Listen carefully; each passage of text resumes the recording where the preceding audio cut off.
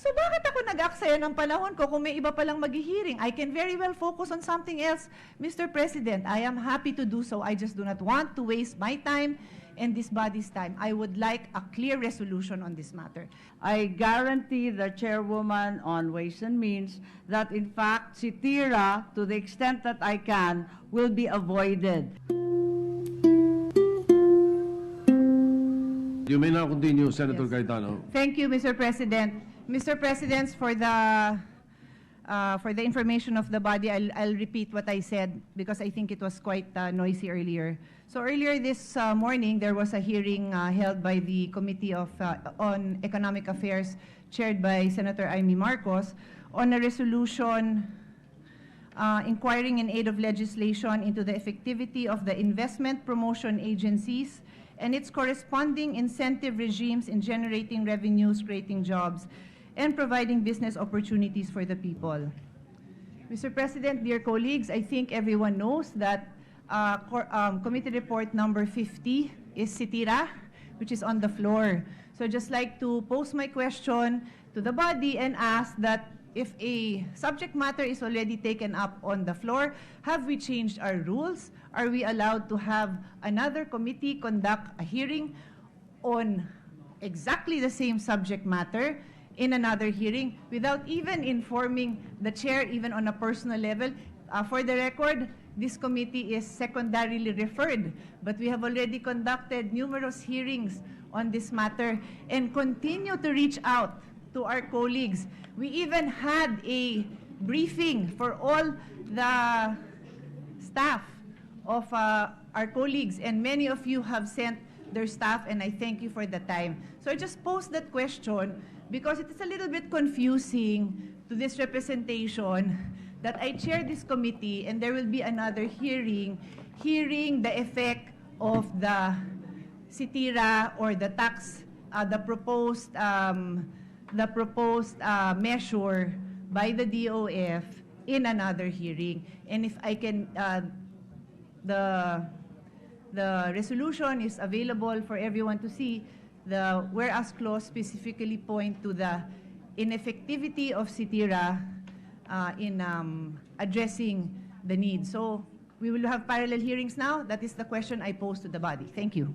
Yes, Mr. President, with all due respect to the sponsor of the sitira and the chairwoman and my seatmate in Ways and Means, the intention was very simple, and it was a hearing not only for sitira. It so happened that sitira was part of what the different members and sectors of the business community are now calling the triple whammy of the Philippine economy. And these are COVID-19, the abrogation of the VFA, and the potential removal of the Philippines under the GSP. And thirdly, their concern and anxiety that on top of all of this, the sitira would also be passed in the form that the House has. Unfortunately, the Committee on Economic Affairs has such a wide range of topics under it, given that all items that have anything to do with those that are economic are covered. So I do not want to show any disrespect or overlap or duplication. I simply need to hear from certain quarters who are clearly going to suffer cumulative losses in the export and manufacturing sectors, as well as the BPO and other sectors, po. Anyway, the floor was with Senator Cayetano, and I understand she has indeed legitimate concerns because of some bills that are already on the floor.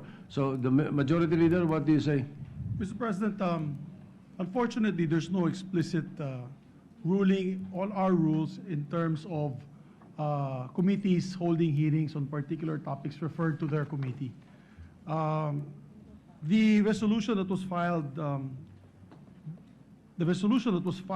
the Committee on Economic Affairs was tackling, because if you look at the Committee on Economic Affairs, Mr. President, the scope of the committee is the planning of domestic and foreign public indebtedness, indebtedness, and general economic development and coordination, regulation, diversification of industry and investments. So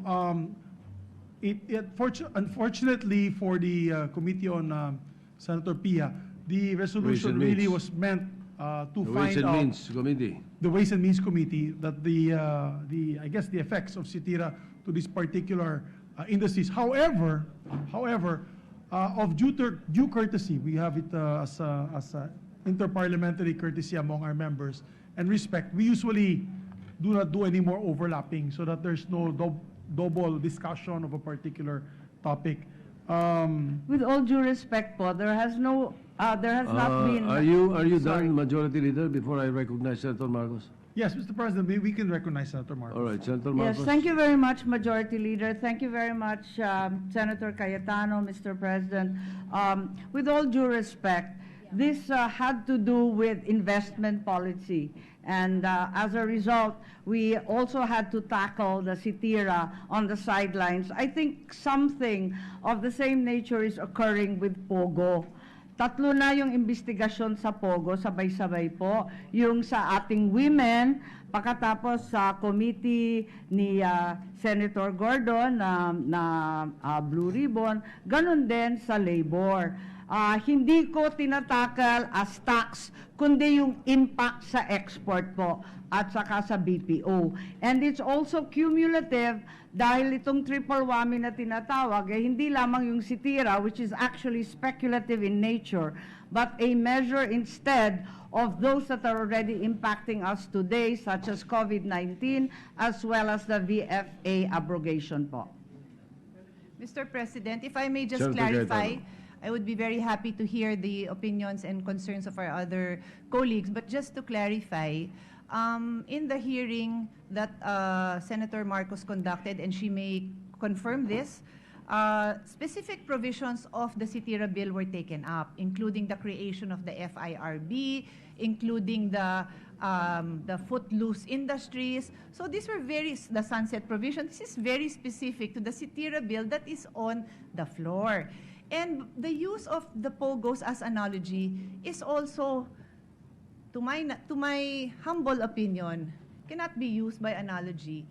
The chair of the Committee on Labor, when he decided to have a hearing, we talked about it. And we discussed that he would, which he did, manifest on the floor that he will not touch on the tax measure because there are pending bills in the Committee on Ways and Means on the tax measure.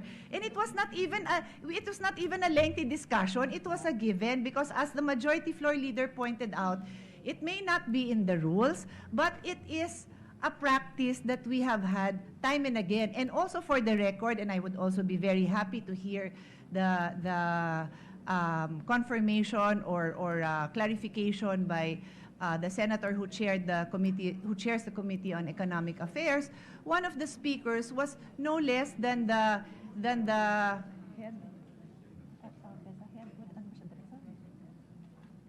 Director General of PEZA, who is known to have been very vocal about her opposition, and who has at some point said that she now support, but I guess she changed her mind. So she is the person who was given the platform to speak there. I don't mind, dear colleagues, you can speak to any resource person, you can invite them to your office, but to have them in a hearing on a matter that is pending on the floor is a slightly different thing, and that is why I would like to have a healthy discussion on this matter, because it's a little bit difficult when I'm chairing a difficult subject matter, and there are parallel hearings going on with resource person who have attended my hearing and have already given their official statements, and I'm not aware that they have changed their positions on it. Thank you, Mr. President. All right, Senator, the Minority Leader, Senator Frank Drilon is recognized. Then Senator Pangilinan. Mr. President, I have been directed by the Majority Leader to express the views of the Majority Leader, Mr. President. Mr. President, I think this highlights the need for us to be very extra careful when we refer bills or resolutions filed. Here, in this particular case, it is very obvious that the two committees are hearing the same subject matter. And it is entirely possible that the findings or the report of one committee will differ from the other. In other words, the Committee on Economic Affairs may indeed find that there is need to maintain the incentives. On the other hand, the Committee on Ways and Means feels that certain incentives must be cut. The key here, Mr. President, in my humble submission, is to make sure that when we make referrals, we be conscious of the definition of the jurisdiction in the rules, and we be conscious of the same subject matter having been referred to a committee already. We look at precedents in our work, and I think that will avoid this confusion. I agree with the chair of the Committee on Ways and Means, Mr. President, that indeed this must be corrected, and we cannot have two committee reports on the same subject on the floor, especially that the findings may in fact be different. We submit, Mr. President, in behalf of the majority leader. Yes, Mr. President, with all due respect to our minority Senator. leader, the same subject was not undertaken. This was the subject of export promotion, of trade, and other aspects of our economic development that had little or nothing to do with CITIRA. In fact, if the transcript is derived, we spent an extremely large chunk of the hearing dedicated to the COVID virus effects as well as the VFA. The CITIRA aspects were only brought in by many of our exporters at the very end of the hearing, and a very short period was dedicated to that. Having said that, Mr. President, I will ask our exporters to keep their complaints about specific provisions in the CITIRA out of the hearing, and instead focus on those threats that already confront them at present, such as the COVID-19 as well as the VFA abrogation. The bills and index were informing me that the intent of the resolution originally was focused on investment promotions agencies. But in the fourth whereas, the CITIRA was very prominent. Perhaps that's the reason that the chairman of the Committee on Ways and Means and they talk about it. Anyway, Senator Pangilinan, you were seeking the floor. Yes, I'm sure that's the case, Mr. President, but inevitably in economic planning and development, there seemed to be a disconnect in the encouragement of export and trade, and then a CITIRA that to some sectors, with all due respect to both the SOJ as well as the chairwoman, appeared to be contradictory or in conflict with the push towards export for the Philippines po. Mr. President, before we But recognize... to the degree that I can, I will avoid their taking up CITIRA and these specific provisions. Mr. President, with the Yes, permission of Majority Senator Pangilinan, so that just to answer the query of the minority or the position of the minority floor leader, I believe it would be more prudent now to instruct the bills and index that all resolutions filed be referred to the Committee on Rules first, so that we can make a study, a discernment on the proper committee that it should be referred to. So it's just a slight delay, but I think this will lessen the friction amongst our colleagues with terms to when it comes to referrals, Mr. President. If it is all right with the body. But that's the practice. Because every week this crops up every week, almost every week. We're having problems with the jurisdiction. The good minority floor leader always reminds me that it should be it should be referred to the proper committee. So, Mr. President, instead of directly referring the resolutions to a committee, it should be referred first primarily to the Committee on Rules for us to make the proper discernment on the committee it should tackle, and then Perhaps, make the refer it the next day, Mr. President, or the day Well, after.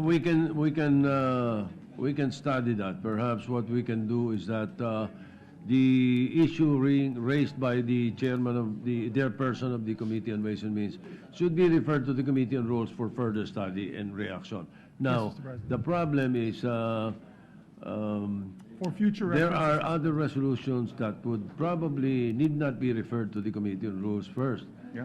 Simple it's resolutions. simple no, but resolutions, Mr. when there are President, yes. controversial issues, then perhaps Yes, we Mr. should refer it to the Committee on example, Rules first. We can honoring- give that particular directive to the Bills and Index. Now, the other problem is, before I recognize Senator Pangilinan, is that apparently in this resolution there is already a scheduled hearing in Cebu next week. So what does that mean? Yes. Or this week? Anyway, Senator Pangilinan, you have the floor. Yes, thank you, Mr. Yes. President. Mr. President, if We you will will hear allow. from Senator Pangilinan first. Thank you, Mr. President. Thank you, Acknowledge na. colleagues. Mr. President, this representation was Majority Leader in the 13th, 14th, and 15th Congress. Indeed, yes. And I'm not familiar with the current process, but during my time, Mr. President, all resolutions, all bills had to go through the Committee on Rules. And it was the Committee on Rules that refers these bills and resolutions to these specific committees. In other words, unless it's been changed now, that it is referred to the bills and index, and it's the bills and index that decides. Under my watch, the bills and index makes the recommendation, but I sign off, and the referrals are then undertaken. If I do disagree with the bills and indexes as Majority Leader and Chairman of the Committee on Rules, I refer it to a specific committee which I feel it should be referred to. On many occasions, Mr. President, I had, during that time, overruled the bills and indexes and decided that a particular resolution be referred first to the Committee on Rules. Mr. President, I think that's still the practice today. All right. Very enlightening point. It's the same Again, practice, Mr. President. let us refer all these to the Committee on Rules now, Yes, so Mr. that President. you can But in come fairness, up with Mr. a... President, just to put it in proper perspective, if you read the resolution, Mr. President, if you read the resolution in its face, it is referring to the economic impacts of these particular measures. Now, if you ask our colleagues at the Bills and Index, as well as members of the Committee on Rules who review this for us, that is the proper committee to be referred to as primary committee. Now, Mr. President, we cannot avoid these things happening because of the broad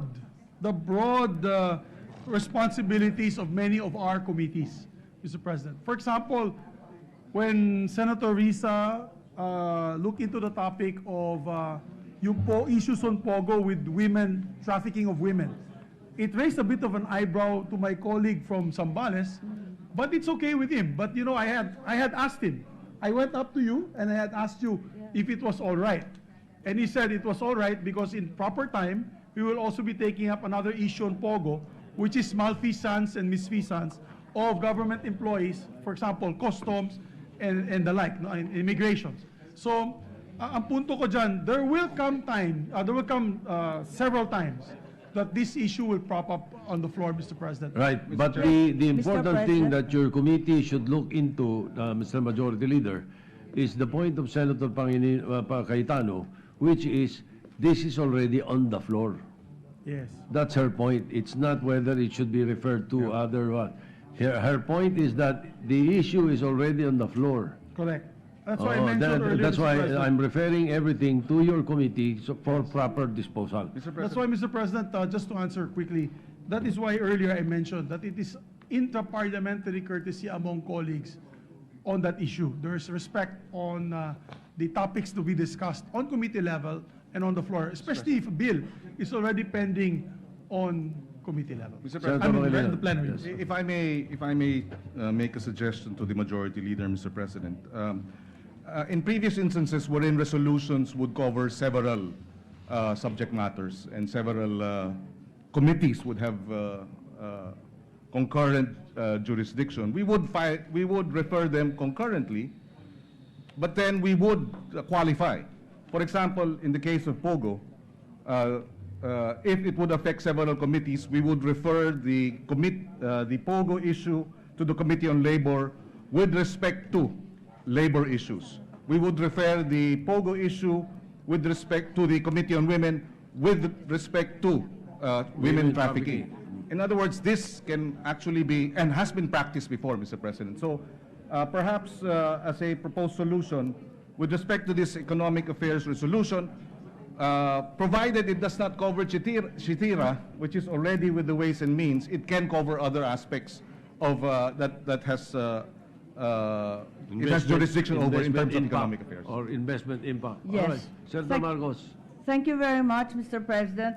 May I first begin by apologizing to the chairwoman of Ways and Means. Unfortunately, as the former chairman of Economic Affairs knows, the scope of economic affairs is so wide that even in our rules, the definitions and delineations of jurisdiction are unclear. So that what I shall do, if this arises once again in the future, the Sitira, may I simply turn over whatever positions there are to the Ways and Means chairwoman, being that they're already in the floor. In the meantime, in the spirit of Women's Day, which was yesterday, I hope that she accepts my personal apology and the failure to apprise her, at least personally, of what could occur during this hearing. All right. Majority Leader. Yes, Mr. President. And also, we make it a policy now. If we're discussing, for example, change of referrals, there must be an agreement by the committee chair whose initial or principal referral was made in the first place. So I do not make referrals by a whim, change of referrals. We have to get consensus from both committees. And in this referral, Mr. President, the referral was Economic Affairs as primary committee and Ways and Means as secondary committee. I was only informed about this problem on Saturday while I was in the gym exercising. Senator Pia Cayatano talked to me. I was halfway through my jogging, and we spoke lengthily about this issue. But unfortunately, it was a Saturday, Mr. President. Our staff were out already on break, and the hearing was today, Monday.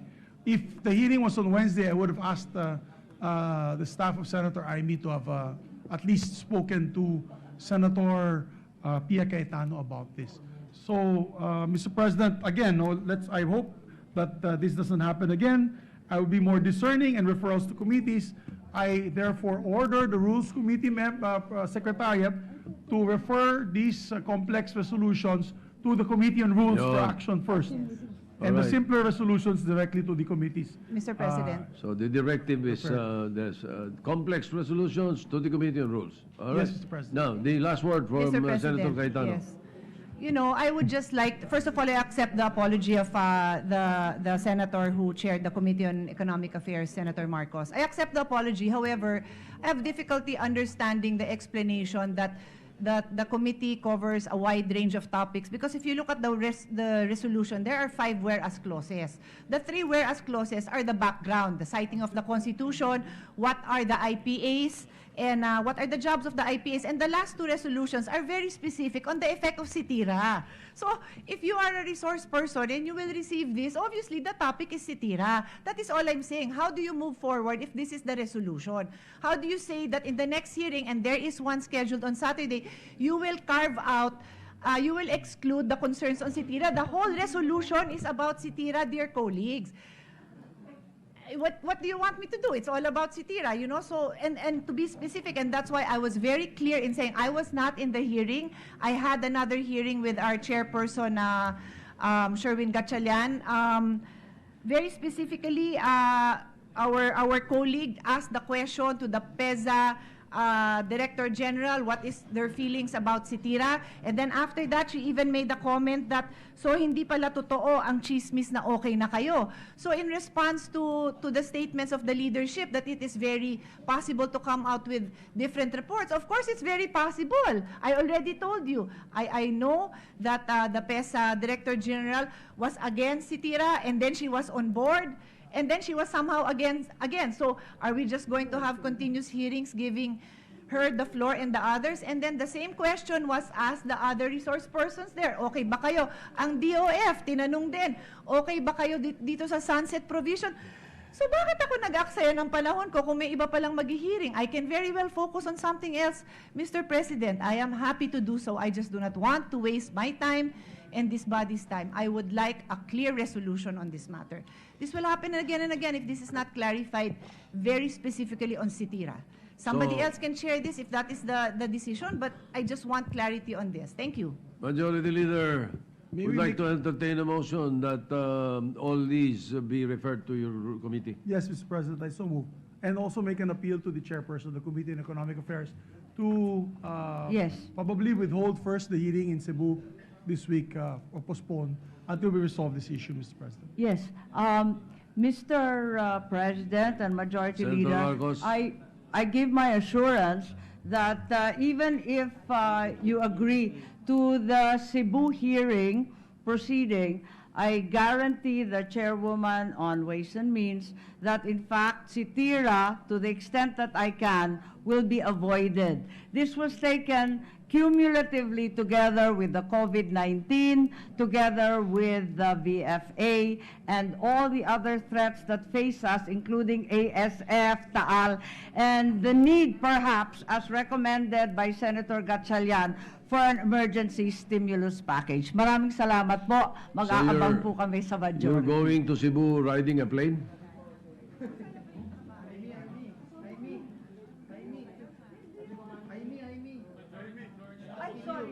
Sorry po. I said, I was asking if you're going to Cebu riding a plane?